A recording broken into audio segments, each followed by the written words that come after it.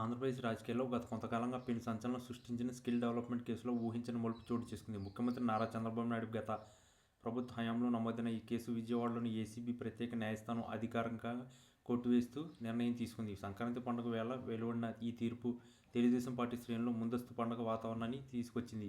CID దాఖలు చేసిన నివేదిక పరిశీలించిన న్యాయస్థానం ఈ కేసు చంద్రబాబు సహా ఇతర నిందితులపై ఉన్న అభియోగాలను రద్దు చేస్తూ విచారణను ముగింపు పలికింది.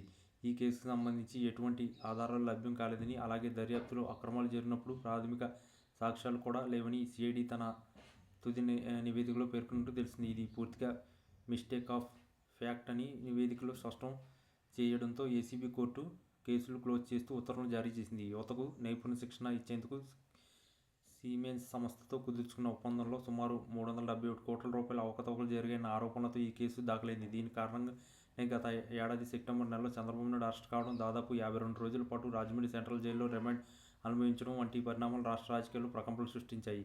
అప్పట్లో ఈ అరెస్టు నిరసిస్తూ రాష్ట్ర వ్యాప్తంగా పెద్ద ఎత్తున ఆందోళనలు జరిగాయి. రాజకీయ కక్ష సాధింపులో భాగంగానే తప్పుడు కేసులు పెట్టారని అప్పట్లో టీడీపీ నాయకులు తీవ్రంగా విమర్శించారు. అయితే ఇప్పుడు అదే కేసులో కోర్టు క్లీన్ చిట్ ఇవ్వడంతో ఆ పార్టీ నాయకులు మరియు కార్యకర్తలు హర్షం వ్యక్తం చేస్తున్నారు.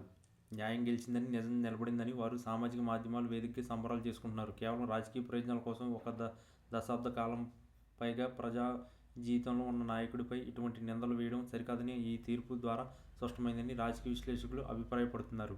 మరోవైపు ఈ కేసు విచారణలో ఎన్ఫోర్స్మెంట్ డైరెక్టరేట్ కూడా జోక్యం చేసుకున్నప్పటికీ నిధుల మళ్లింపు విషయంలో స్పష్టమైన ఆధారాలు లభించలేదని సమాచారం. సిఐడి కూడా తన దర్యాప్తులో అవినీతి జరిగినట్లు నిరూపించకపోవడంతో ఈ కేసు మిగిలిపోయింది.